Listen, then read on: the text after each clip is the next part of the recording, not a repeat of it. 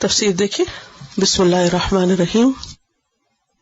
ثم قست قلوبکم، پھر سخت ہو گئے دل تمہارے، اے بنی اسرائیل، اللہ کی نشانیاں دیکھنے کے بعد، اپنے سامنے مردے کو زندہ ہوتے دیکھنے کے بعد، جب تمہارے رویے نہ بدلے، تم نے اللہ کی نعمتوں کی قدر نہ کی، تو پھر تمہارے دل سخت ہو گئے. کسی بھی آسمانی کتاب کی حامل امت کے دل سخت کب ہوتے ہیں؟ جب وہ اللہ کی بات کو اہمیت نہیں دیتے، اللہ کی طرف سے آئی ہوئی نشانیوں پر غور نہیں کرتے. پیچھے ہم پڑھ چکے ہیں کہ ان کی آنکھوں کے سامنے جب گائے ذبح کی گئی اور اس گائے کا ایک ٹکڑا مقتول کے جسم پر مارا گیا تو مقتول اٹھ کر بیٹھ گیا. یہ ایک بہت بڑا معجزہ تھا، کوئی معمولی بات نہیں تھی. ہونا تو یہ چاہیے تھا کہ یہ سب کے سب اللہ کی طرف رجوع کرتے اور توبہ کرتے کہ ہم نے جو گائے کا حکم ماننے میں پس و پیش کیا، تعویلیں کی، بحثیں کی، حجتیں کی، موسیٰ علیہ السلام کو بار بار سوال کیے، تنگ کیا، تو وہ ہماری غلطی تھی. لیکن انہوں نے ایسا کچھ بھی نہیں کیا، کچھ شرمندہ نہیں ہوئے، اپنی غلطی کا اعتراف نہیں کیا، توبہ استغفار کا جذبہ ان کے اندر پیدا نہیں ہوا، اللہ کی طرف رجوع کا خیال نہیں آیا. نتیجہ کیا ہوا کہ دل سخت ہو گئے. جب دل سخت ہوتے ہیں تو کیا ہوتا ہے؟ دل کے اندر سے خیر کا جذبہ خالی ہو جاتا ہے، خیر کا جذبہ نہیں رہتا، نیکی کی محبت نہیں رہتی، اچھے کاموں میں دل نہیں لگتا، انسان کے اندر ایک بے حسی سی پیدا ہو جاتی ہے. پھر ایسے انسان کی اصلاح کی توقع نہیں کی جا سکتی. ہم پہلے بھی پڑھ چکے ہیں کہ اللہ کی آیات دو طرح کی ہوتی ہیں. ایک آیات ہے کائنات کے اندر اللہ کی تخلیق کی مختلف نشانیاں، یا وقتاً فوقتاً پیش آنے والے واقعات اور حادثات. یہ سب کیا ہے؟ اللہ کی نشانیاں، آیات کونیہ جن کو ہم کہتے ہیں. مثلاً کسی زلزلے کا آنا، طوفان کا آنا، تیز آندھی اور ہوا کا آنا، یہ سب کیا ہے؟ اللہ کی نشانیاں ہیں. اس طریقے سے اللہ تعالیٰ بندوں کی توجہ اپنی طرف مبذول کراتے ہیں. یعنی غیر معمولی واقعات بھی کیا ہیں؟ دراصل اللہ کی نشانیاں. نبی صلی اللہ علیہ وسلم کا طریقہ کیا تھا؟ جب ایسے حالات ہوتے تو کیا کرتے؟ ذرا آندھی تیز ہوتی تو فوراً اللہ کی طرف رجوع کرتے. سورج گرہن اور چاند گرہن کے موقع پر کیا کرتے؟ اللہ کی طرف رجوع کرتے. بارش نہ ہوتی تو اللہ کی طرف رجوع کرتے، بارش تیز ہوتی تو اللہ کی طرف رجوع کرتے. جو دل نرم ہوتا ہے، جس دل میں خیر ہوتی ہے، اللہ کی محبت ہوتی ہے، اللہ کی طرف رجوع ہوتا ہے، وہ ہر نشانی دیکھنے پر کیا کرتا ہے؟ اللہ کو یاد کرتا ہے. ایسا بندہ سورج نکلتا دیکھتا ہے تو اس کو کون یاد آتا ہے؟ اللہ یاد آتا ہے. سورج غروب ہوتا ہے کیونکہ سورج کا طلوع اور غروب ہونا بھی اللہ کی نشانیوں میں سے. وہ ستارے دیکھتا ہے تو اس کو اس کا رب یاد آتا ہے. ہوائیں چلتی ہیں تو اس کا رب یاد آتا ہے. اس کا دل اللہ کی یاد سے لرزنے لگتا ہے، ہلنے لگتا ہے، پلٹ پلٹ کر اللہ کی طرف جاتا ہے. کیونکہ اللہ نے ہم کو پیدا کس لیے کیا ہے؟ اپنی عبادت کے لیے. ایسا بندہ دنیا میں جیتا ہے کس طرح؟ وہ کھاتا بھی ہے، پیتا بھی ہے، سوتا بھی ہے، جاگتا بھی ہے، وہ گھومتا پھرتا بھی ہے، وہ خرید و فروخت بھی کرتا ہے، مگر اس کا دل ہر وقت اللہ کی یاد سے بھرا ہوا ہوتا ہے. اس کے دل میں اللہ کی محبت ٹھاٹھے مار رہی ہوتی ہے. یہ ہوتا ہے نرم دل ہونا. اور اس کے برعکس ایک دوسرا دل ہوتا ہے، اور وہ کیا ہے؟ سخت دل. آسمان ٹوٹ پڑے، زمین پھٹ پڑے، ہوائیں طوفان آئے، لوگ مر جائیں، کچھ ہو، اس کے دل پہ کوئی اثر نہیں. وہ اللہ کی طرف رجوع نہیں ہوتا، وہ اللہ کی طرف راغب نہیں ہوتا. وہ اس موقع پر بھی کیا کرتا ہے؟ کوئی نہ کوئی تعویل نکال لیتا ہے. یہ تو نیچرل کلیمٹیز ہیں اور یہ تو ہوتا ہی رہتا ہے، اور یہ کوئی نئی بات ہے. پہلے بھی تو زلزلے آتے ہیں، پہلے بھی تو طوفان آتے ہیں، ہوائیں چلتی ہیں، یہ تو اس وجہ سے ہوا، اس وجہ کوئی اور اس کی اسباب ڈھونڈ لیتا ہے. لیکن اللہ سے ڈرتا نہیں. تیز ہوا کا چلنا اس کے دل کو نہیں لرزاتا. کسی تکلیف دہ صورتحال کو دیکھ کر وہ اپنی آخرت کو یاد نہیں کرتا. ایسا شخص کیسا ہے؟ سنگ دل ہے، سخت دل ہے. تو آیات کی دوسری قسم ہوتی ہے قرآن کی آیات. نرم دل لوگوں کا حال کیا ہوتا ہے کہ جب ان کے سامنے اللہ کی آیات پڑھی جاتی ہیں تو ان کے دل کیسے ہوتے؟ جیسے نجاشی کے سامنے جب سورۃ مریم پڑھی گئی تھی تو کیا ہوا؟ ان کی آنکھیں آنسوؤں سے چھلک رہی تھی. نرم دل لوگ اللہ کا کلام سنتے ہیں، پڑھتے ہیں تو ان کے دل لرز اٹھتے ہیں، ان کی آنکھیں آنسوؤں سے بھر جاتی ہیں، ان کے دل میں اللہ کی محبت اور زیادہ جوش مارنے لگتی ہے، اور یہ انسان کی خوش قسمتی کی علامت ہوتی ہے. اس کے برعکس بدقسمتی اور بدبختی کیا ہے کہ کسی کو اللہ کی بات سنائی جائے اور وہ آگے سے کہ سو واٹ، یہ کون سی نئی بات ہے، اور وہ اس میں حجتیں کرنے لگے اور بحثیں کرنے لگے. تو یہ انسانیت کے درجے سے گرا ہوا ہونا ہے.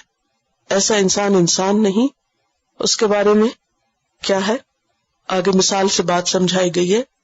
ثم قست قلوبکم، پھر تمہارے دل سخت ہو گئے کیونکہ تم نے اللہ کے حکم کے بارے میں بحثیں کی، اس سے تمہارے اندر بے حسی ہو گئی. تم نے مقتول کو اٹھ کے بیٹھتے دیکھا اور تم نے اللہ کا شکر ادا نہ کیا کہ کتنے بڑے فتنے سے اللہ نے تم کو نکالا. تو اللہ کے احسانات اور معجزے دیکھنے کے بعد بھی تم نہ پلٹے تو دل سخت ہو گئے. کتنے سخت؟ فَهِيَ كَالْحِجَارَةِ، پتھروں کی طرح سخت.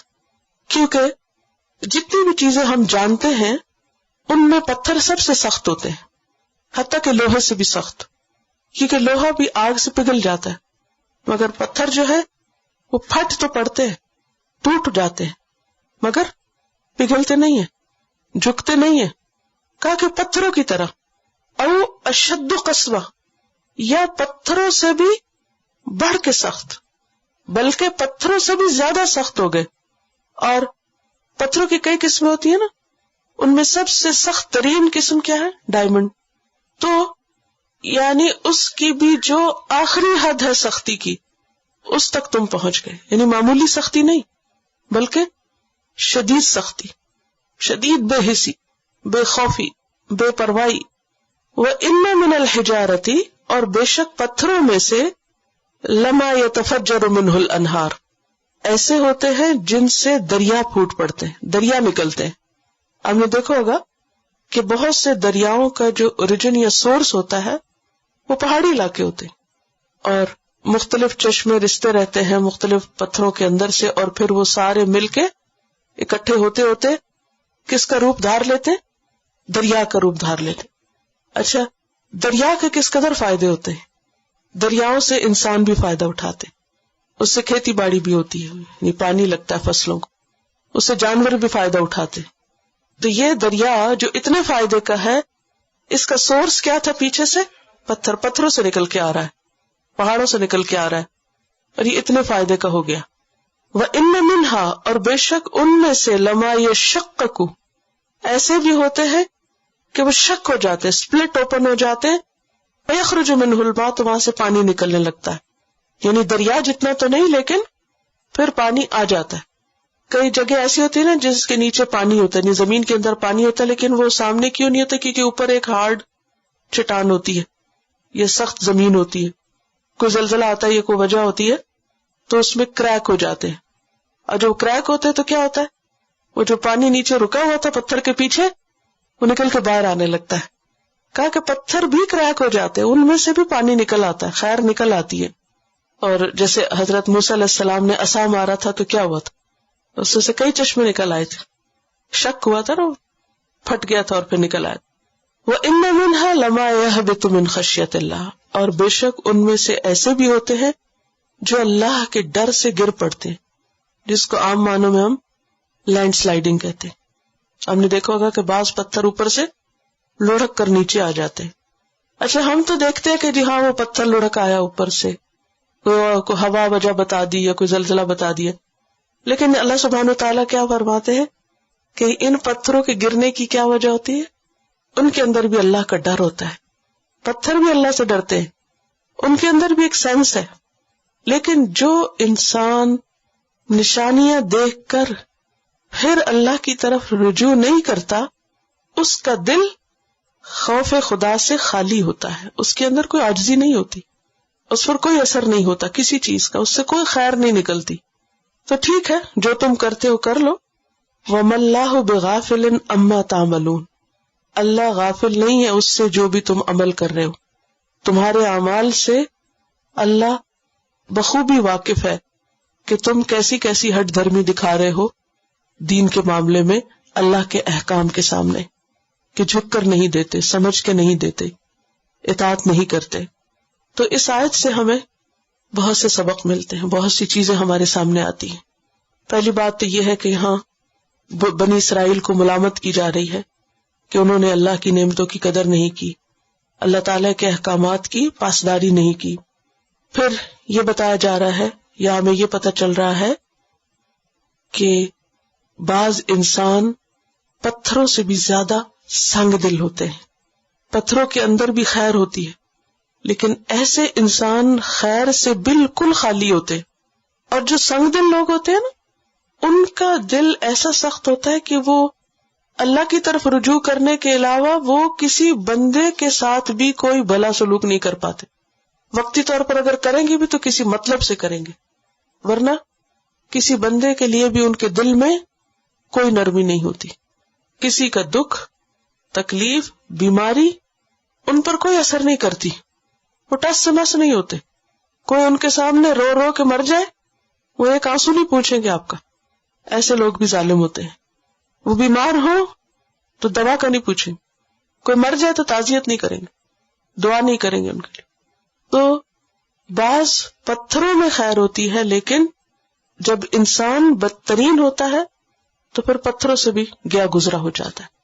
قرآن پاک میں ایک اور جگہ پر ہمیں بتایا گیا کہ بعض لوگ جانوروں سے بھی بدتر ہوتے ہیں. دیکھیں کہ جتنی بھی یہ مخلوق ہے نا، اس کو آپ 3-4 کیٹیگریز میں بانٹ سکتے ہیں.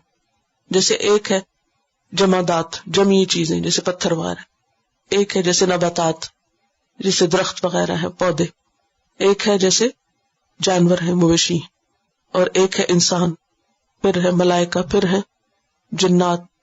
تو یہ مختلف کیٹیگریز ہیں جو اللہ کی کریشن ہے، اس کی موٹی موٹی آپ اس کی تقسیم سے کر سکتے.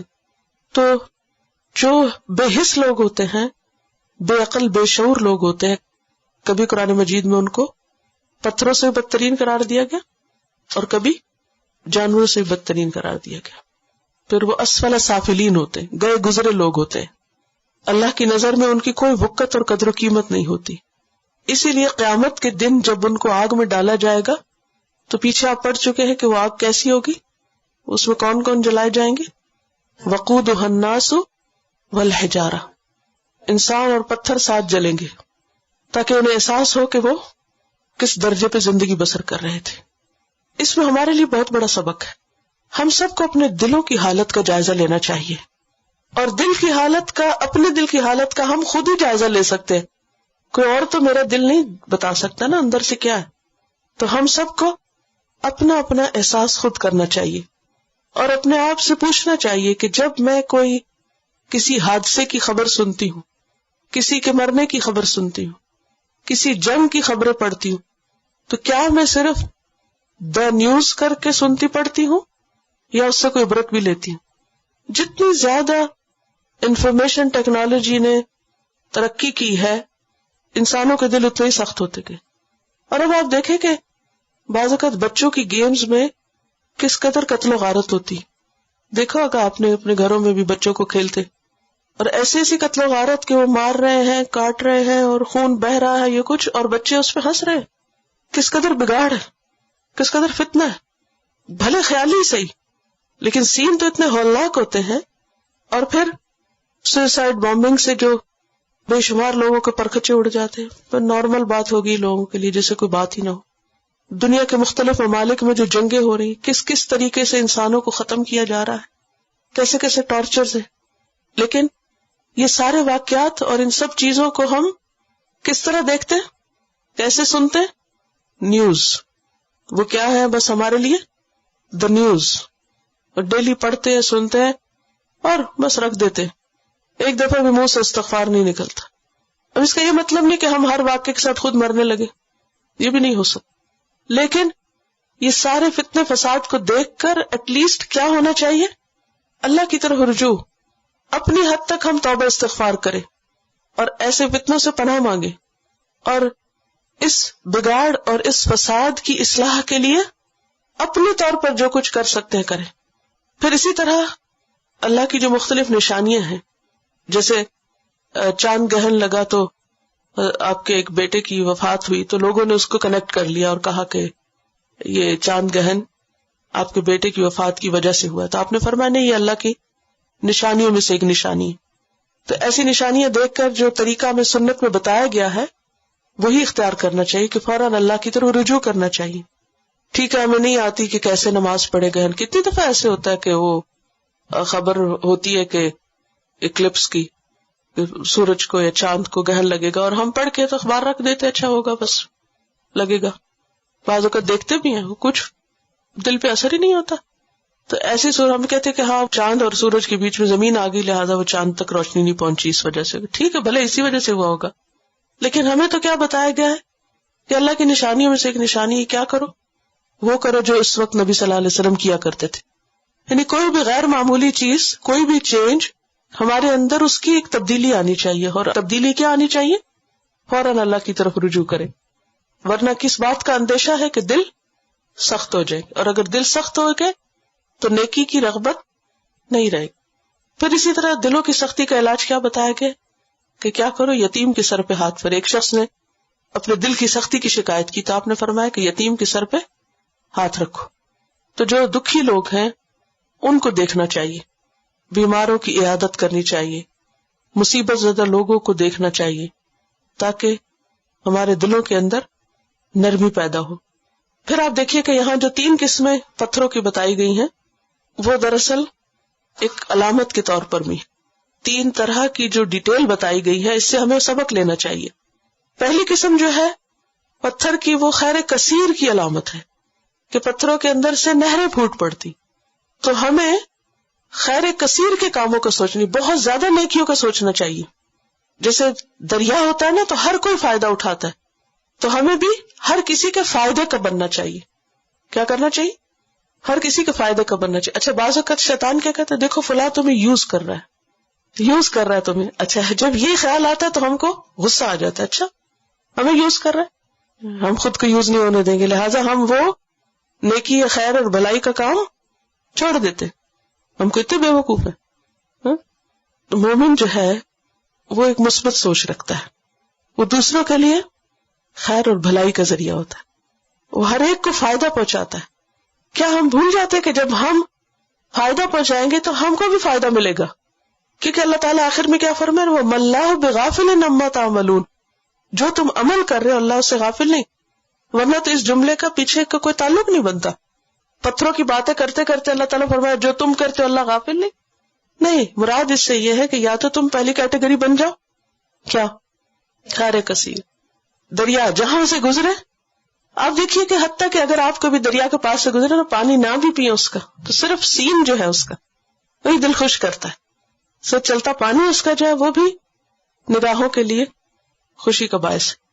دوسری قسم کے جو پتھروں کی ہے وہ کیا ہے، یخرج منہ الماء، بس پانی نکلتا ہے اس سے. اور پانی جو ہے وہ تو زندگی ہے، زندگی کی علامت ہے. اور ہمارے پاس سے بھی زیادہ بڑے کام نہیں تو کم از کم ہم لوگوں کے لیے پانی بن جائے، جو کسی پیاسے کی پیاس بجھا دے اور کسی بے علم کو علم دے دے اور دوسروں کے لیے سکھ اور سکون کا باعث بن جائے. پانی کیا کرتا ہے؟ پانی صاف بھی کرتا ہے، پانی پیاس بھی بجھاتا ہے، پانی اگاتا بھی ہے، زندگی کا سامان ہے. تو اگر ہمارا دل نرم ہے تو ہمیں انسانوں کے لیے، مخلوق کے لیے اور کچھ نہیں تو پانی کی طرف بن جانا چاہیے کہ ان کی زندگی کا سامان بن جائے. تیسری قسم جو ہے وہ عاجزی کی علامت ہے. بعض اوقات انسان کے اندر ایروگنس ہوتی ہے، ایگو ہوتی ہے اس کی، وہ کسی کے ساتھ بس ایسے لڑائی شروع کر دیتا ہے اور ضد بیر رکھ لیتا ہے. ہوتا ہے نا ایسے سب کے ساتھ، اچھے بس ایک شخص کے ساتھ ضد رکھی ہوئی ہے. وہ کچھ ہوتی ہیں ایسی چیزیں جو انسانوں میں مختلف ہوتی ہیں. آپ بہت اچھے ہوتے ہیں مگر کچھ خاص لوگ ایسے ہوتے ہیں کہ وہ جو ہی سامنے آتے ہیں تو کیا ہوتا ہے آپ کو، آپ اپنے ساری خیر کے دروازے بند کر لیتے ہیں. سب کو دوں گی، اس کو نہیں دوں گی، خواہ وہ آپ کی اولاد میں سے ہو یا کوئی رشتہ داروں میں سے ہو، آپ کے اپنے گھر کے اندر یا کوئی، بس ایسے ہی. لیکن جو بندہ مومن ہوتا ہے نا وہ ایسے موقعوں پر بھی کیا سوچ کے اپنی ایروگنس کو دور کر دیتا ہے کہ میں تو اللہ کے لیے کرنا ہے. وہ ٹوٹ پڑتا ہے, پتھر کی طرح گر جاتا نیچے. خشیت, عاجزی, وہ اپنی ایروگنس کو ختم کر دیتا ہے.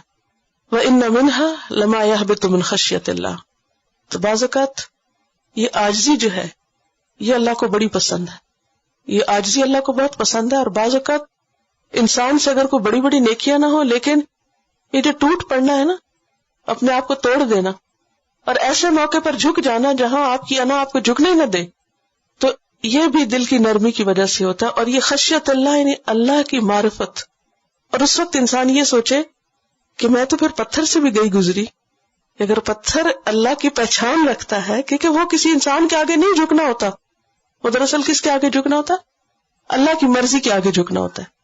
اللہ ہم سے یہ چاہتا ہے کہ ہم اپنے شوہر کا حق دیں, اللہ ہم سے چاہتا ہے کہ ہم اپنے رشتہ داروں کا حق دیں, ہم ان کے ساتھ اچھا کریں جو ہمارے ساتھ نہیں کرتے. لیکن یہ بہت مشکل کام ہے, اور اس مشکل پہاڑ پہ کون چڑھ سکتا ہے, کون ہی گھاٹی عبور کر سکتا ہے, جس کو اللہ کی پہچان ہو جائے. جب اللہ کی معرفت ہو جاتی ہے نا, تو پھر انسان کے لیے مشکل نہیں رہتی کوئی چیز, کیونکہ پھر وہ اللہ کے لیے کر رہا ہوتا ہے, سامنے والے کے لیے نہیں کر رہا ہوتا. تو یہ سامنے ظاہری سطح سے پیچھے چلا گیا انسان. حقیقت معرفت ہو گئی نا. معرفت کیا ہوتی ہے؟ ایک ہوتی ہے سطحیت, شیلونس, بس سامنے سامنے کی چیزیں جاننا, اور ایک ہوتا ہے اس کے پیچھے جانا. اور یہ صرف وہ کر سکتا ہے جس کو اللہ کی پہچان ہو جائے. اور یہ جب ہوتی ہے جب انسان کے اندر نرمی آئے. سنگ دل لوگ نہیں یہ کر سکتے. جن دلوں میں خیر ہوتی ہے وہ یہ کر سکتے, وہ جھک جاتے ہیں. اور اس آیت سے ہمیں یہ بھی پتہ چلتا ہے کہ پتھروں کے اندر بھی ایک لائف ہے, اور اس کی ہمیں دلیلیں قرآن مجید سے بھی ملتی ہیں. مثلا سورۃ الحشر کی آیت نمبر 21 میں آتا ہے, لو انزلنا هذا القرآن على جبل لرأيته خاشعا متصدعا من خشیۃ اللہ. اگر یہ قرآن ہم کسی پہاڑ پہ اتارتے تو تم دیکھتے کہ وہ پہاڑ اللہ کی خشیت سے دب گیا, ٹوٹ پڑا, گر پڑا. پھر اسی طرح کئی احادیث سے بھی ہمیں پتہ چلتا ہے کہ پتھروں کے اندر بھی احساس ہے.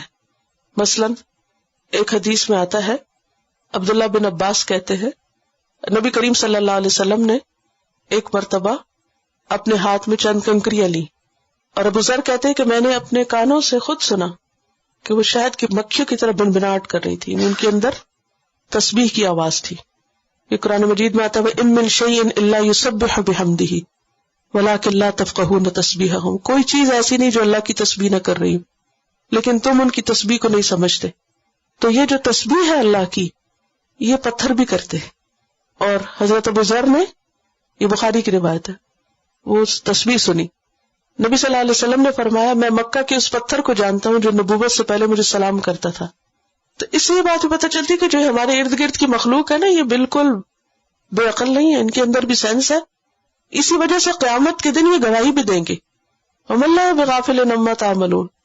اللہ بھی غافل نہیں, اور پھر اللہ نے ایسے چاروں طرف ہمارے ڈیٹیکٹر لگائے ہوئے ہیں کہ جو ایک ایک چیز کی خبر اپنے اندر سمیٹ رہے ہیں, سب کچھ سمیٹے جا رہے ہیں. اب دیکھیں کہ جن ویسے چپ کے اندر ریکارڈنگ ہوتی ہے, چپ کس چیز سے بنی ہوتی ہے؟ سلیکون سے. سلیکون کیا ہے؟ یہ گواہیاں نہیں ہے. تو یہ ساری چیزیں جس مخلوق کو ہم بے عقل, بے سمجھ, بے جان سمجھتے ہیں, اللہ نے اس کے اندر بھی ایک سینس رکھی ہوئی ہے. لہذا انسان کو ان چیزوں سے اوپر کی معرفت رکھنی چاہیے. حجر اسود کے بارے میں نبی صلی اللہ علیہ وسلم نے فرمایا اللہ کی قسم قیامت کے روز اللہ تعالیٰ حجر اسود کو اس طرح اٹھائے گا کہ اس کی 2 آنکھیں ہوں گی جن سے یہ دیکھے گا, زبان ہوگی جس سے بات کرے گا, اور ہر اس شخص کے حق میں گواہی دے گا جس نے ایمان کے ساتھ اس کو چھوا ہوگا.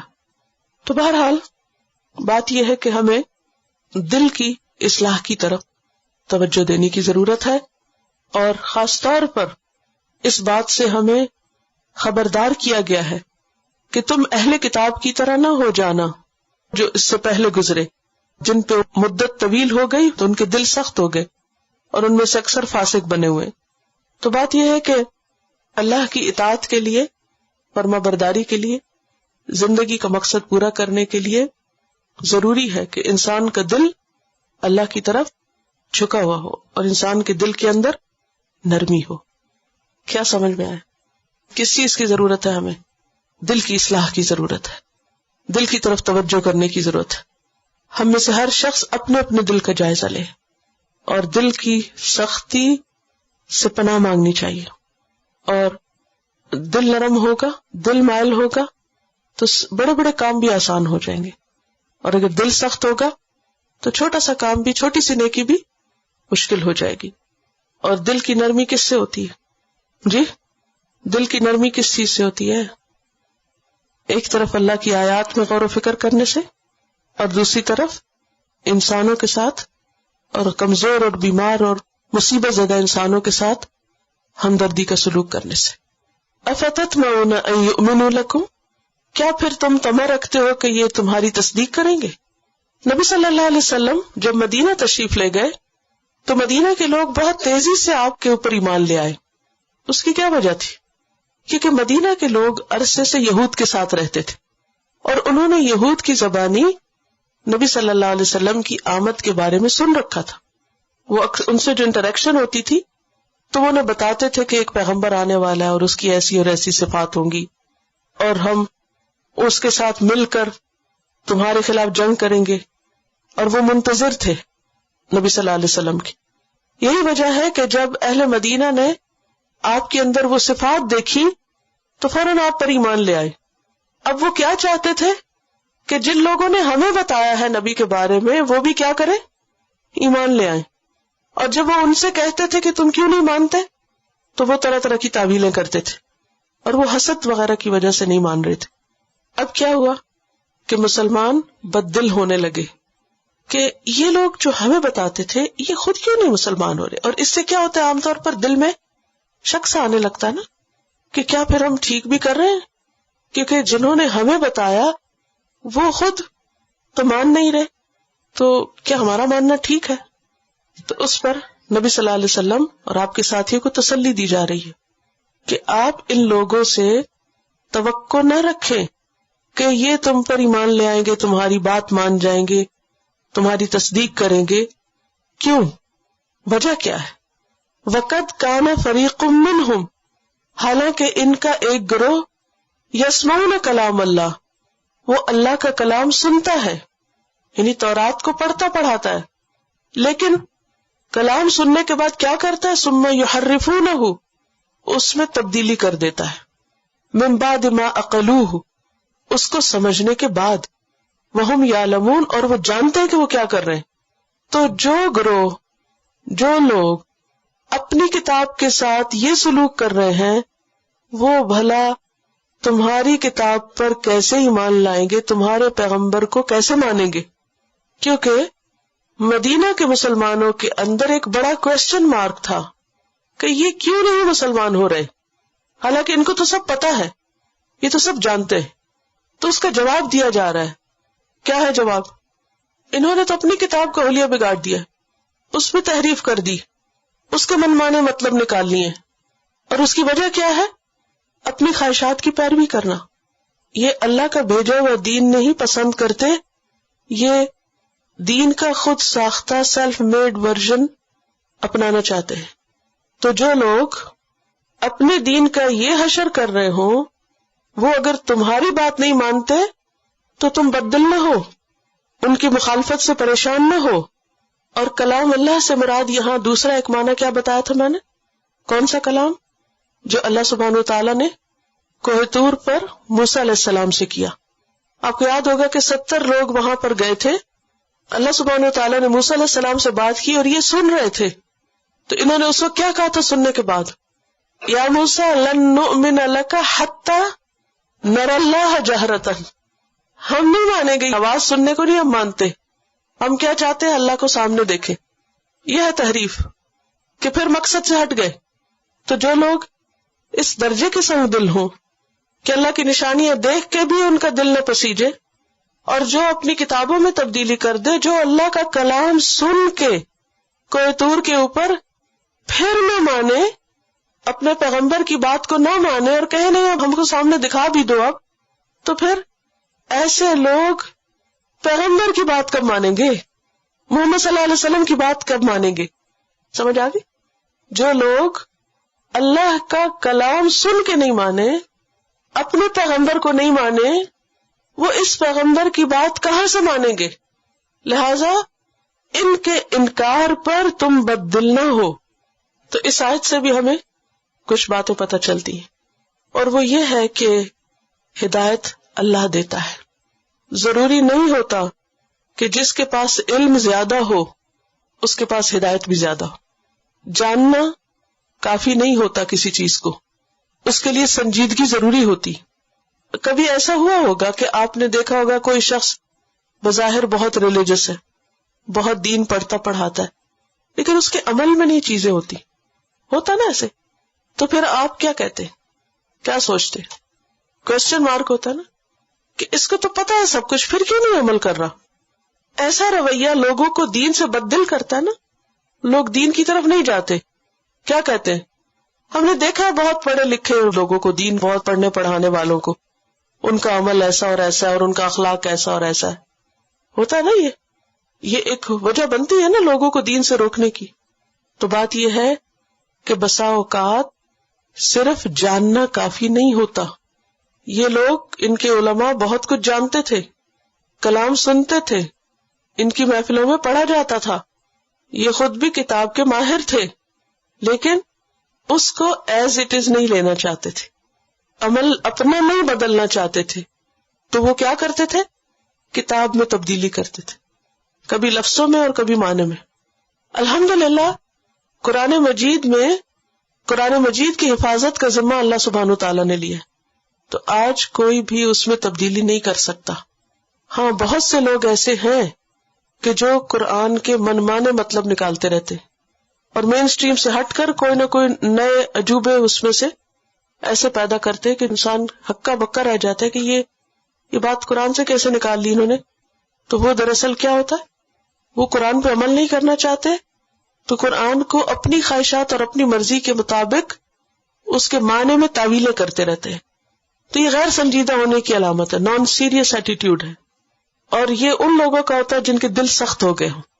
جب دل میں اللہ کا ڈر نہیں ہوتا نا تو پھر انسان کچھ بھی کر گزرتا ہے.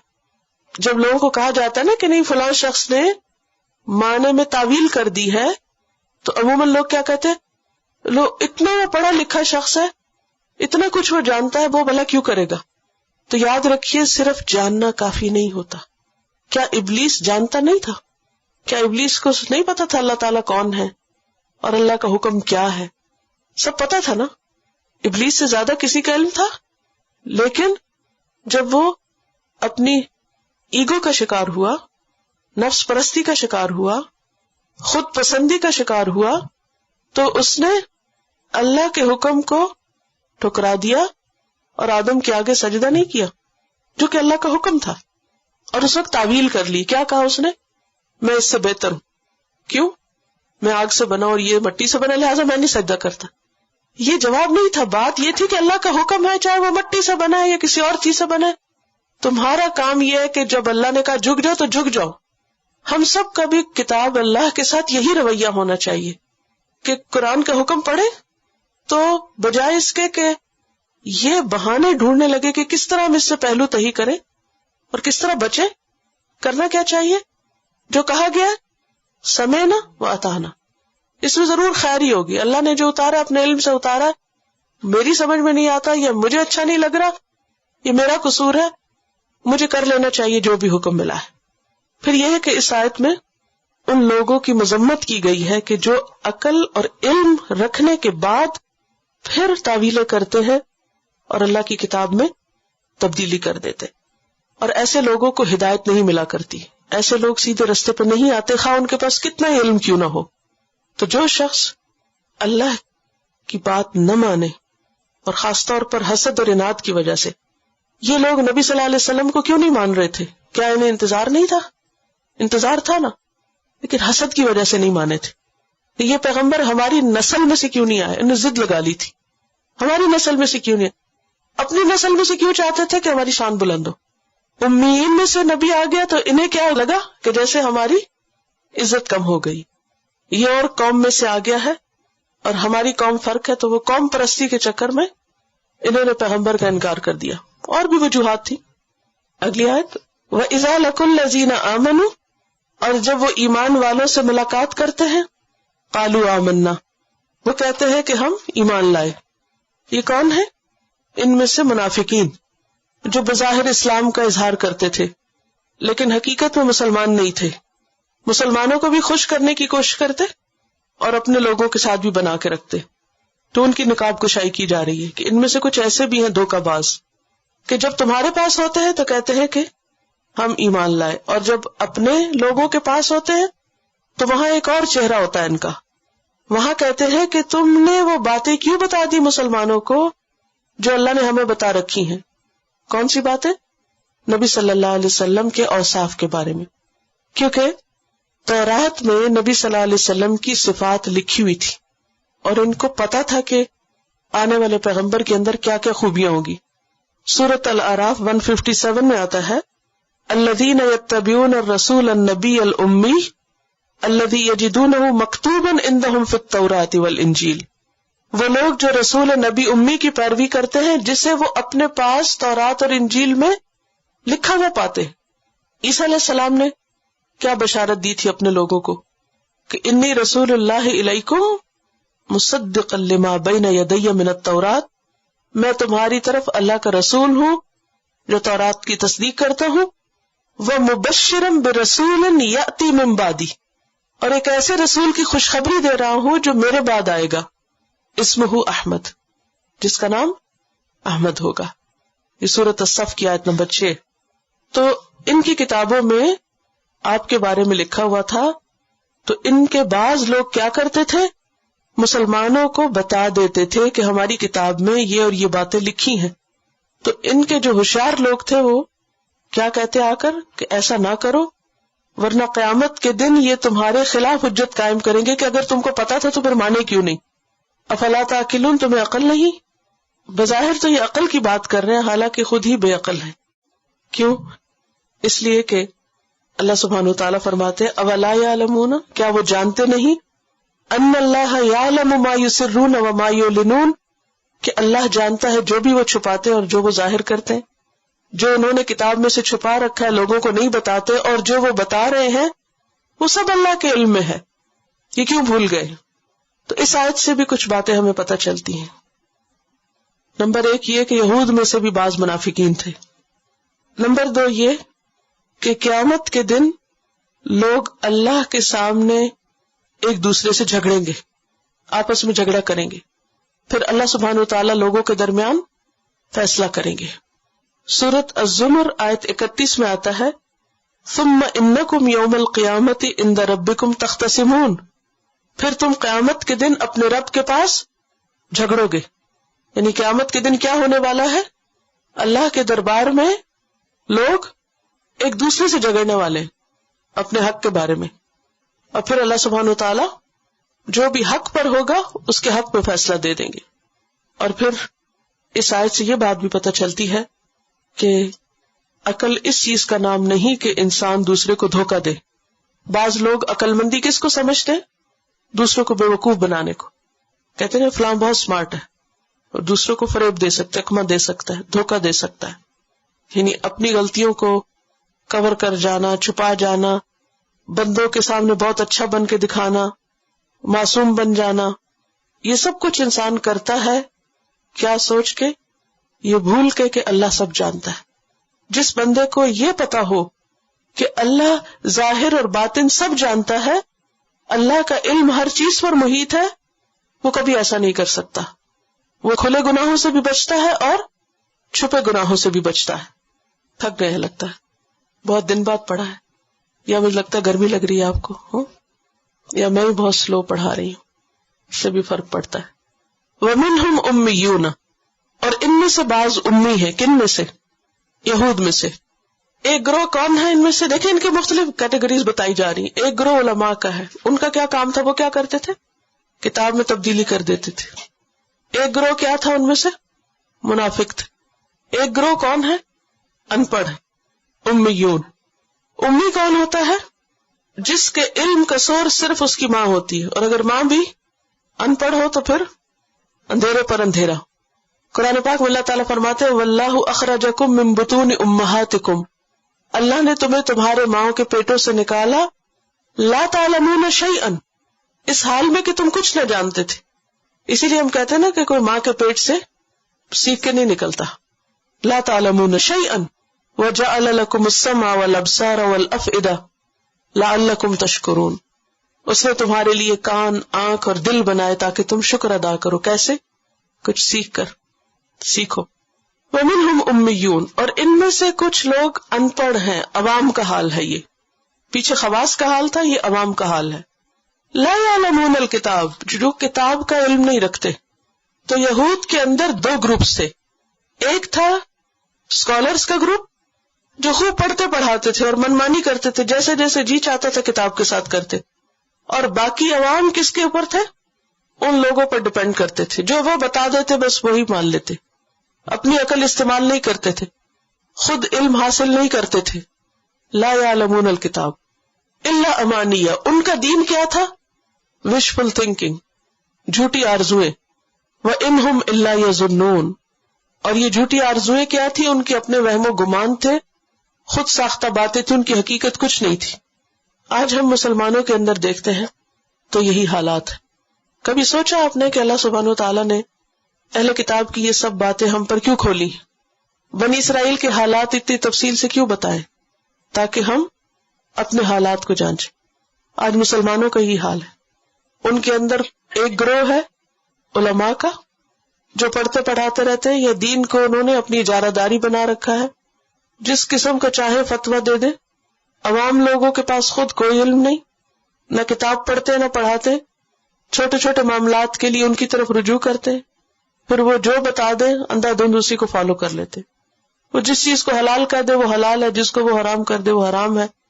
عام لوگ، عام مسلمانوں کو اس بات کے لیے نہ کبھی کسی نے ابھارا، نہ انہیں کبھی خود احساس ہوا، نہ انہیں کبھی ضرورت محسوس ہوئی کہ ہم خود بھی کچھ جانیں. تو یہاں ایسے لوگوں کی مذمت کی جا رہی ہے کہ ایسے لوگ جو کتاب نہیں جانتے وہ دراصل آخرت کے معاملے میں دھوکے کا شکار ہے. وہ نجات کے سستے نسخوں اور جھوٹی کہانیوں پہ جی رہے ہیں کہ ایسا کرنے سے جنت مل جائے گی، ویسا کرنے سے جنت میں داخل ہو جائیں گے. آج آپ دیکھیں کہ عوام کا حال کیا ہے. دن رات اپنی دنیا کمانے میں لگے ہوتے ہیں، خود کتاب کبھی کھول کے نہیں پڑھی، نہ پڑھنے پڑھانے کا زیادہ رواج ہے. میجورٹی کو اگر آپ دیکھیں تو کتنے فیصد لوگ سمپل ٹرانسلیشن بھی جانتے ہیں قرآن کی، انہوں نے صرف سادہ ترجمہ بھی پڑھ رکھا ہو، نہیں پتا، عربی تو آتی نہیں. لا یعلمون الکتاب. اب جب آخرت کی بات ہوتی ہے تو انہوں نے آخرت کے بارے میں خود ساختہ فلسفے قائم کر رکھے ہوتے، کیا پتا اللہ کس کو بخش دے. اور کچھ کہانیاں انہوں نے سن رکھی ہیں، اس کی بنا پر وہ اپنے آپ کو کہیں نہ کہیں فٹ کرتے رہتے. کبھی مثال دیتے ہیں اس عورت کی کہ جو فاحشہ تھی اور اس نے کتے کو پانی پلایا تھا لہٰذا اس کی بخشش ہو گئی تھی. اس لیے ہمیں بھی زیادہ فکر کرنے کی ضرورت نہیں. اگر ہم انتہائی غلط بھی کام کر رہے ہیں سو بات، کیا پتا ہم سے کوئی ایسی نیکی ہو جائے کہ جس کی وجہ سے ہم بھی جنت میں چلے جائیں. اور کبھی اسی طرح کی کچھ اور کہانیاں سنا دیتے ہیں. لہذا آخرت کے بارے میں اول تو بات ہی نہیں کرتے، اور اگر بات کرتے ہیں تو وہ باتیں کس پر بیسڈ ہوتی ہیں؟ کسی حقیقی علم پر مبنی نہیں ہوتی، وہ وشفل تھنکنگ ہوتی ہے، وہم و گمان پہ باتیں ہوتی ہیں، خیالی باتیں ہوتی ہیں. دنیا میں نفع نقصان کے لیے خوب انہوں نے علم حاصل کر رکھا ہوتا ہے، کیسا بزنس کرے، کتنا کرے، کیا کرنے میں کتنا پروفٹ ہے.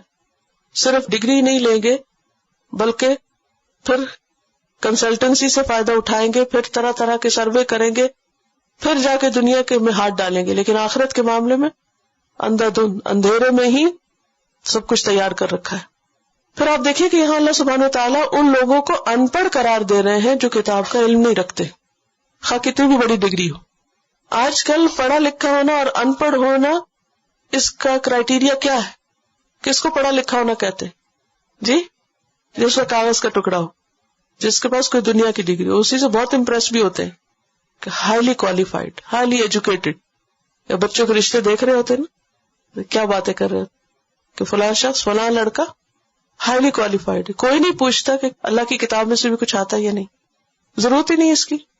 اسی طرح لڑکیوں کے لیے بھی ہائیلی کوالیفائڈ ہے، اگر دنیا کی کوئی ڈگری ہے، یونیورسٹی کی کوئی ڈگری، سب خوش ہو جائیں گے.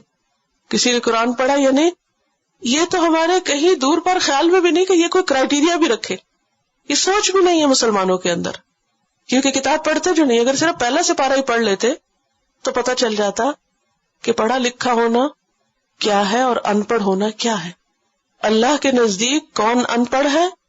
لا یعلمون الکتاب، جس کے پاس الکتاب نہیں. پھر ہمارے ہاں یہ جو ایک عام خیال ہے کہ کتاب پڑھنا صرف چند لوگوں کا کام ہے، اس کی بھی یہاں نفی کی جا رہی ہے.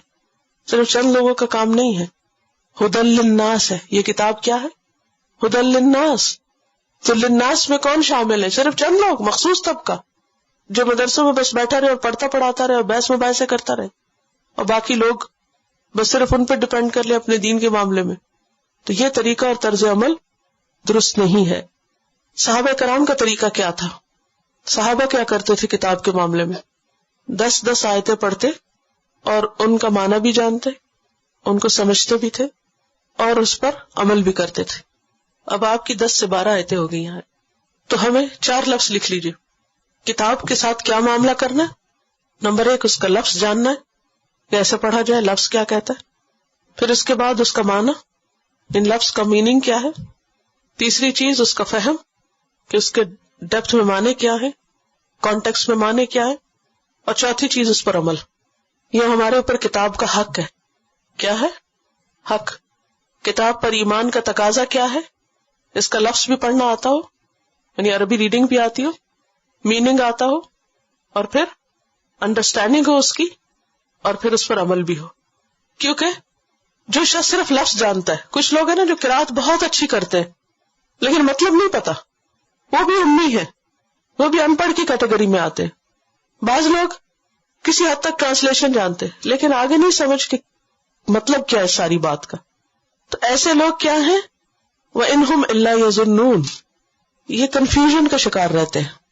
جب تک انڈرسٹینڈنگ نہ ہو تو کنفیوژن ہوتی ہے. بعض لوگ ٹرانسلیشن پڑھتے ہیں نا اور کنفیوز ہوتے ہیں، وہ کہتے ہیں یہاں یہ کہا گیا، وہاں یہ کہا گیا، یہ کیوں کہا گیا، وہ کیوں کہا گیا. تو اس کے لیے بہتر کیا ہے کہ انسان اپنی زندگی کا کچھ وقت ایسا مخصوص کرے کہ جس میں کتاب کی سمجھ بوجھ پیدا کرے. اور پھر یہ سب کچھ صرف ایک انٹلیکچوئل ایکٹیویٹی نہیں بلکہ کتاب عمل کے لیے. الٹیمیٹ گول کیا ہونا چاہیے کہ جو کچھ ہم سمجھیں اس پر عمل بھی کریں. وَمِنْهُمْ أُمِّيُّونَ لَا يَعْلَمُونَ الْكِتَابَ إِلَّا أَمَانِيَّ وَإِنْهُمْ إِلَّا يَظُنُّونَ فَوَيْلٌ لِّلَّذِينَ يَكْتُبُونَ الْكِتَابَ بِأَيْدِيهِمْ، پس ہلاکت ہے ان لوگوں کے لیے جو کتاب کو اپنے ہاتھ سے لکھتے ہیں.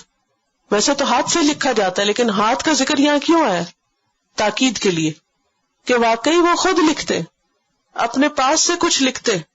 ثم یقولون ھذا من عند اللہ، پھر کہتے ہیں یہ اللہ کی طرف سے.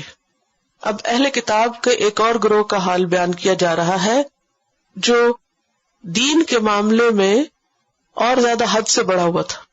وہ اللہ پہ جھوٹ باندھتے تھے، اپنی باتوں کو اللہ کی بات کہہ کے لوگوں کو بتاتے تھے. ثم یقولون ھذا من عند اللہ، پھر کہتے کہ یہ اللہ کی طرف سے. اب دیکھیں مسلمانوں میں سے بھی بعض لوگ نہ کتاب پڑھتے ہیں نہ دین جانتے ہیں، لیکن جو ان کے اپنے دل خیال میں باتیں آتی ہیں ان کو کیا کہتے ہیں؟ قرآن میں یہ لکھا ہے، حالانکہ قرآن میں کہیں نہیں لکھا ہوتا. اور ایسی باتیں وہ کب کوٹ کرتے ہیں؟ جب انہیں کوئی فائدہ حاصل کرنا ہوتا ہے. لیشتروا بہ ثمنا قلیلا، تاکہ اس کے بدلے کچھ کمائی کر سکے، دنیاوی فائدے حاصل کر لے.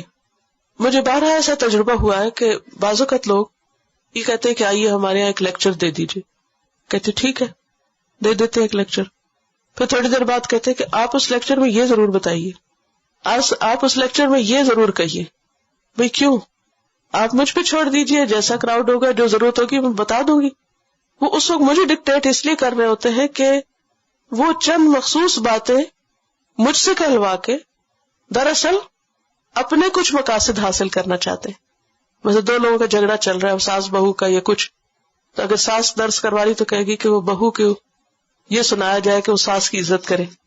تو دین اس لیے نہیں پڑھنا پڑھانا چاہیے کہ اس سے ہم صرف اپنے مطلب حاصل کریں، یا اسے سکھاتے ہوئے بھی یہ نہیں ہونا چاہیے کہ صرف چند لوگوں کو نشانہ بنا لیا جائے. بعض لوگوں کا انداز کیا ہوتا ہے، درس قرآن رہے ہوتے لیکن چند مخصوص طبقوں کو کرٹیسائز کرتے رہتے، فلاں ایسا فلاں ایسا فلاں ایسا. جنرل ٹرم میں بات ہونی چاہیے لیکن پن پوائنٹ کر کے کچھ لوگوں کو ٹارگٹ نہیں بنا لینا چاہیے کہ فلاں میں یہ خرابی ہے اور فلاں میں یہ خرابی ہے. ہمیں یہ دیکھنا چاہیے ہمیشہ قرآن کے آئینے میں کہ مجھ میں کیا خرابی ہے، ہم میں کیا خرابی ہے، یہ دیکھنے کی بجائے کہ اس میں کیا اور اس میں کیا اور اس میں کیا ہے. جب انسان اس پہ کی طرف انگلی کرتا نا تو 3 اپنی طرف بھی آ رہی ہوتی ہیں. تو کچھ لوگ قرآن کو، دین کو اپنے مخصوص مفادات کے لیے استعمال کرتے ہیں. بعض اوقات جو باتیں اس میں لکھی نہیں ہوتی ان کو قرآن بنا کے پیش کرتے ہیں تاکہ اس سے کچھ فائدے حاصل کرے. ان فائدوں کو یہاں کہا گیا ثمنن قلیلا، تھوڑی قیمت، تھوڑا فائدہ. کیوں؟ اس لیے کہ دنیا کا جتنا بھی فائدہ ہے وہ دراصل کیا ہے؟ تھوڑا ہے.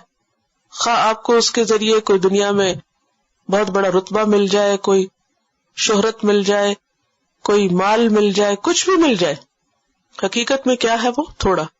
قرآن مجید میں آتا ہے قل متاع الدنیا قلیل، کہیے دنیا کا فائدہ تھوڑا ہے.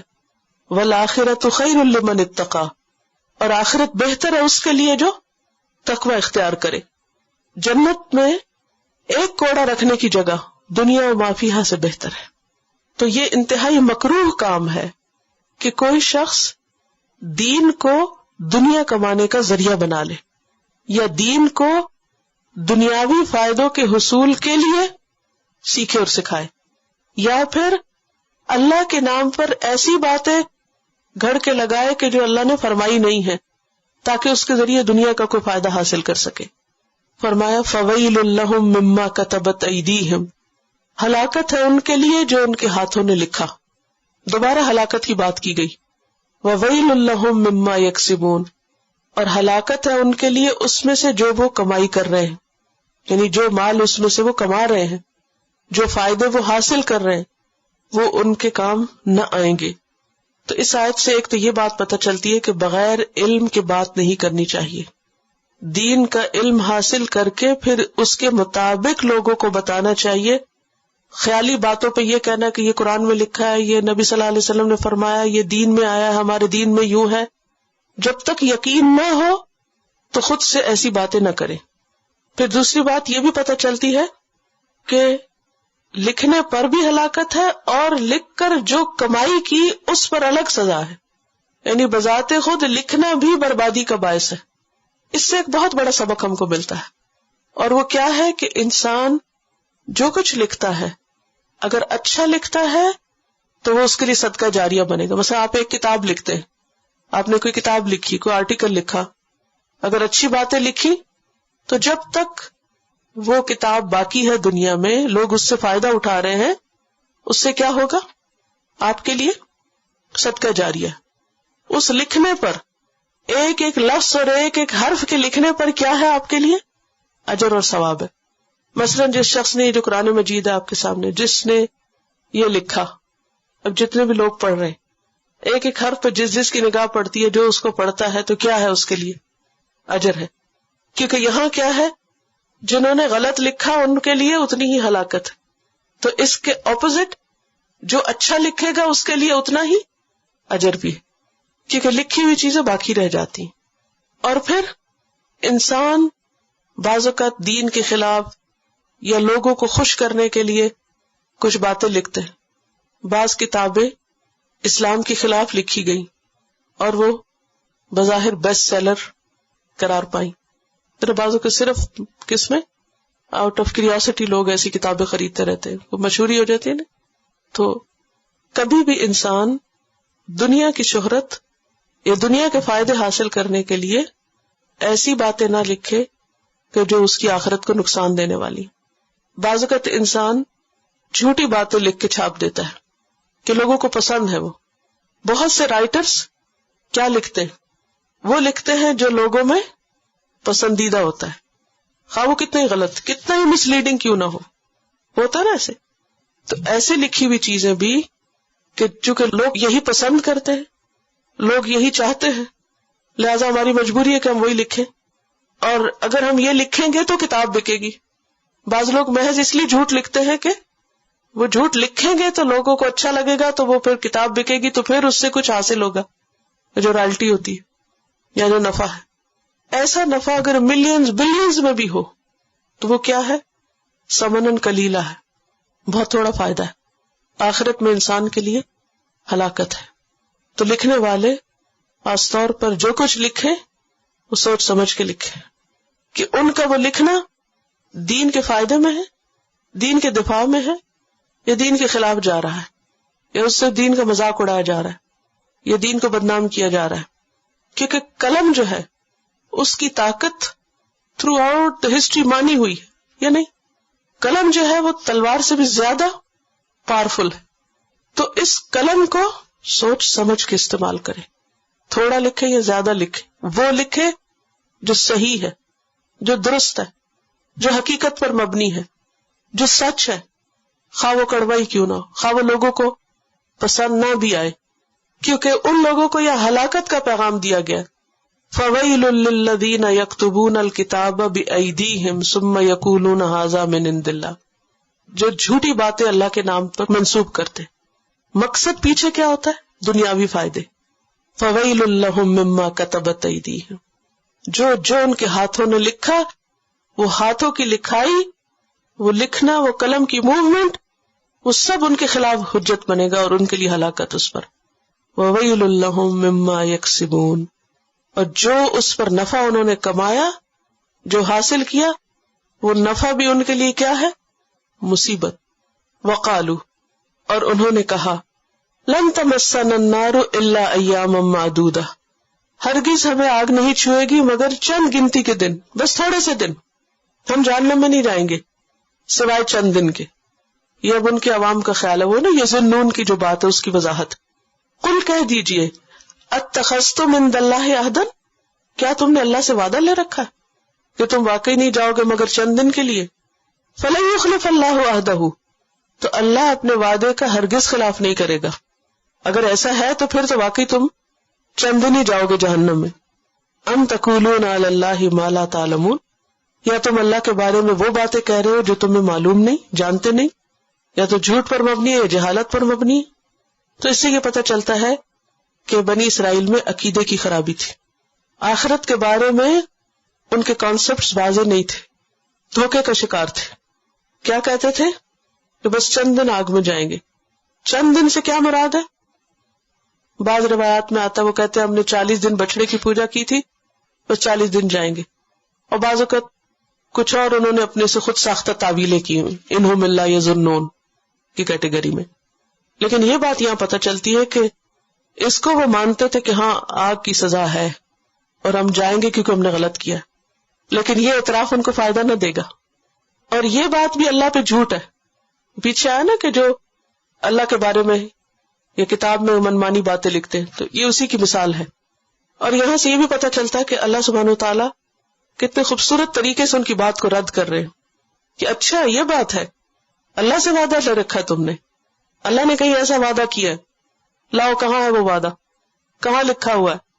اگر واقعی ایسا ہے تو پھر تو تم صرف چند دن کے لیے جاؤ گے، لیکن ایسا تو ہے ہی نہیں کہیں. تم اللہ کے بارے میں بے سوچے سمجھے بات کر رہے ہو. بلا، کیوں نہیں، من کسب سیئۃ، جس نے بری کمائی کی، جس نے غلط کام کیے، وَأَحَاطَتْ بِهِ خَطِيئَتُهُ، اور اس کو اس کی خطا نے گھیرے میں لے لیا، انکمپس کر لیا، انسرکل کر لیا.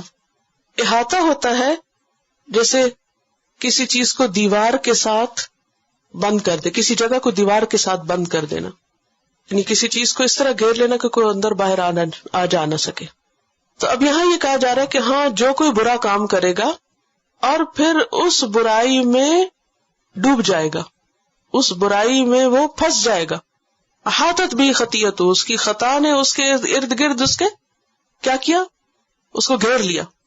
فاولئک اصحاب النار، یہ آگ کے ساتھی ہیں. ہم فیہا خالدون، جس میں وہ ہمیشہ رہیں گے. پچھلی آیت میں جو انہوں نے دعویٰ کیا نا کہ ہم جہنم میں نہیں جائیں گے سوائے چند دن کے، یہاں یہ کہا جا رہا ہے کہ تمہارا دعویٰ غلط ہے. بات یہ ہے کہ جو بھی کوئی برا کرے گا، خواہ وہ یہود میں سے ہو یا کوئی غیر یہود میں سے ہو یا اہل عرب میں سے ہو یا مشرکین میں سے ہو، جو بھی، من کا لفظ جو ہے نا یہ عام ہے، جو بھی غلط کرے گا، اور پھر غلطی کوئی چھوٹی موٹی نہیں. کیسی غلطی؟ جو غالب آ جائے، کہ جو ساری نیکیوں کو بھی کھا جائے. دیکھیں دو طرح کے گناہ ہوتے ہیں، ایک وہ ہوتے ہیں جو انسان سے بھول چوک میں ہو جاتے ہیں، اور وہ ہر انسان سے ہوتے ہیں نا، اور پھر انسان توبہ کر لیتا ہے، پھر باز آ جاتا ہے، پھر چھوڑ دیتا ہے.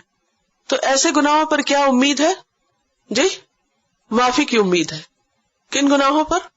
بھول چوک سے ہو جائے، غفلت سے ہو جائے، لا علمی میں ہو جائے، پھر انسان کو احساس ہو جائے میں نے غلط کیا، تو پھر کیا ہو، انسان اس کی معافی ہو جائے گی کہ توبہ کر لے تو معافی ہو گئی. کچھ غلطیاں ایسی ہوتی ہیں، کچھ گناہ ایسے ہوتے ہیں کہ جو انسان کو اپنے اندر اتنا غرق کر لیتے ہیں، وہ اتنے چھا جاتے ہیں اس کے اوپر کہ اس کے اندر نمبر 1 نیکی کرنے کا احساس ہی نہیں رہتا، اور اگر وہ کرتا بھی ہے تو ساتھ ہی اس کو تباہ بھی کر دیتا، مٹا بھی دیتا ہے، اور پوری طرح وہ اس برائی کے اندر گم ہو جاتا ہے، کوئی توبہ نہیں کرتا، وہ اسی حالت میں موت آ جاتی. تو ایسے لوگوں کے لیے پھر آئندہ سزا ہے. تو یہاں سیئۃً سے مراد کبیرہ گناہ ہے جس میں کفر اور شرک نمبر 1 ہے، کیونکہ شرک ایک ایسا گناہ ہے کہ جس پر معافی نہیں. قرآن پاک میں آتا ہے نا، ان اللہ لا یغفر ان یشرک بہ ویغفر ما دون ذلک لمن یشاء، سورۃ النساء آیت 48.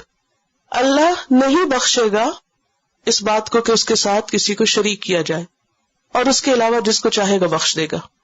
تو یہاں من کسب سیئۃً میں پھر کون سی برائی آ گئی؟ جیسے کفر ہے، شرک ہے، کیونکہ شرک کے ہوتے ہوئے جو نیکیاں ہیں وہ بھی کیا ہو جاتی ہیں؟ برباد ہو جاتی ہیں. تو پھر وَأَحَاطَتْ بِهِ خَطِیَّتُهُ، اور یہ سیئہ اور خطیہ ایک ہی چیز ہے. وہ جو شرک ہے اس نے اس کی زندگی کا احاطہ کر رکھا ہے، لہذا وہ اس سے نکلتا ہی نہیں، تو انجام بھی ویسا ہی ہوگا. اس کے برعکس ایسی غلطی کہ جو انسان کو گھیرے نہیں. اب مثلاً آپ دیکھیے کہ بعض لوگ جیسے کبیرہ گناہ بھی کر لیتے، جیسے کسی نے زنا کیا، اس کو احساس ہو گیا، اس نے توبہ کر لی، چھوڑ دیا، پاک صاف ہو گیا، اور اس کے دل میں اللہ کا ڈر رہا کہ کہیں اللہ مجھے پکڑے نہیں، اور پھر وہ اس پہ معافی مانگتا رہا. تو ایسے شخص کے لیے کیا امید ہے کہ جب وہ مرے گا تو اللہ تعالیٰ اپنی رحمت سے اس کو بخش دے گا. لیکن ایک دوسرا شخص ہے جس نے زنا کیا اور پھر اس کو لت پڑ گئی، اور پھر وہ ایک کے بعد ایک ڈھیٹ بن کے غلطی کرتا چلا جا رہا ہے، اور اس کے اندر سے احساس بھی ختم ہو گیا کہ وہ برا کر رہا ہے، اور پھر وہ اس کے اندر اتنا پھنس گیا کہ اس کی موت بھی اسی پہ آئے گئی. تو یہ ایک دوسرا قصہ ہے. بعض لوگوں کے پریشر میں آ کے ڈرنک کر لیتے، پھر انہیں احساس ہو جاتا ہے، وہیں سے توبہ کر لیتے. لیکن کچھ لوگ کیا کرتے ہیں اور پھر وہ اس میں اس وشوس سرکل میں پھنس جاتے. احاطت بہ خطیئۃ، اسی حال میں موت آ گئی، کوئی توبہ نہیں کی. یہ ایک دوسرا قصہ ہے، دوسرا انجام ہے اس کا. تو یہاں یہ بتایا جا رہا ہے کہ ایک تو ہے برائی کرنا، اور پھر اس برائی کے اندر غلطاں ہو جانا، احاطت بہ خطیئۃ، اور پھر خاص طور پر وہ برائی کہ جو ایمان کی دشمن ہو. تو ایسے لوگوں کا انجام ہمیشہ کے لیے جہنم ہے. والذین آمنوا وعملوا الصالحات، اور وہ لوگ جو ایمان لائے اور انہوں نے اچھے عمل کیے، اولئک اصحاب الجنہ، یہ جنت والے ہیں. ہم فیہا خالدون، وہ اس میں ہمیشہ رہیں گے. اب یہ کتنا خوبصورت انداز ہے قرآن کا، ایک طرف جہنم کی بات ہے تو دوسری طرف جنت کی بات ہے. جہنم کے لیے کیا کہا؟ برائی کی اور انسان اس کے اندر ہی بس پڑ گیا. جنت کے لیے کیا شرائط ہے؟ ایمان لایا اور اس کے ساتھ اچھے کام کیے. یعنی جنت میں جانے کے لیے ایمان اور عمل صالح دونوں ضروری ہیں. صرف زبانی کلامی ایمان کافی نہیں، بلکہ اس کے لیے عمل سے تصدیق ضروری ہے. اور عمل صالح کون سا عمل صالح ہوتا ہے؟ جس میں 2 چیزیں ہوں، ایک اخلاص کہ اللہ کے لیے ہو، اور دوسرے نبی صلی اللہ علیہ وسلم کے طریقے کے مطابق ہو. ایسے لوگ جنت میں ہمیشہ رہیں گے. تو نتیجہ کیا نکلتا ہے کہ ایمان اور عمل ساتھ ساتھ ہے. آج کے لیے اتنا ہی کافی ہے. اب آپ لوگ اپنے گروپس میں چلے جائیے. انشاءاللہ کل تھوڑا سا اس کا ریکیپ کروں گی، پھر جو چیزیں مزید آپ کی سمجھ میں نہیں آئی، کوئی کوشچن ہوگا تو اس کا جواب پھر دوں گی انشاءاللہ تعالی. سبحانک اللہم و بحمدک، نشہد ان لا الہ الا انت، نستغفرک و نتوب الیک. السلام علیکم و رحمۃ اللہ وبرکاتہ.